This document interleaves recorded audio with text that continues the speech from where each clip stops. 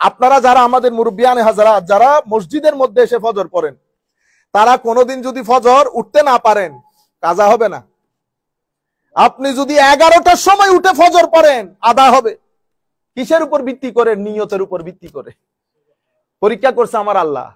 তো যেই দিন, তো শয়তানকে কেমনে গায়েল করবেন?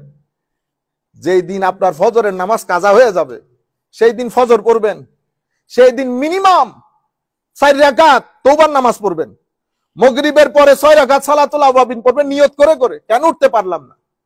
আর পরে কোনোদিন ফজরের নামাজ কাজা হবে না। সেই চিন্তা করবে যে ইতারে শুধু শুধু ডিস্টার্ব করে লাভ নাই, তো উল্টাই গেছে। তো বেটার বাইরে তুমি ফজর পড়ো, তোমার আর নফল পড়ারও দরকার নাই, আওয়াবিন পড়ারও দরকার নাই, বেটার তুমি 2 রাকাত ফজরই পড়ো। মনে রাখবেন, আপনি যদি নিয়ত করেন, তৌফিক আল্লাহ দান করবেন। আপনি বলেন হুজুর অনেক সময় ইচ্ছে করি পারি না, আপনার নিয়তই করেন নাই। আপনি নিয়ত করে ঘুমাবেন, ফজরের নামাজ পড়বেন, আবার ঘুমের মধ্যে আপনি ফজর পড়তে পারবেন, এটা হইতে পারে না।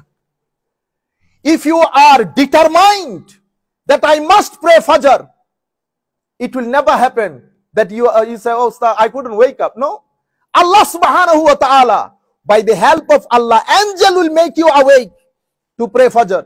It will never happen that you are determined to pray Fajr, but shaitan becomes a barrier to pray Fajr. No, even after the determination of praying Fajr, if you cannot wake up, you can pray whenever you wake up.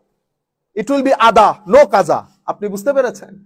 আপনারা যারা আমাদের মুরব্বিয়ানে হাজারাত যারা মসজিদের মধ্যে এসে ফজর পড়েন, তারা কোনোদিন যদি ফজর উঠতে না পারেন, কাজা হবে না। আপনি যদি 11টার সময় উঠে ফজর পড়েন, আদা হবে। কিসের উপর ভিত্তি করে? নিয়তের উপর ভিত্তি করে। পরীক্ষা করছে আমার আল্লাহ। তো যেই দিন, তো শয়তানকে কেমনে গায়েল করবেন?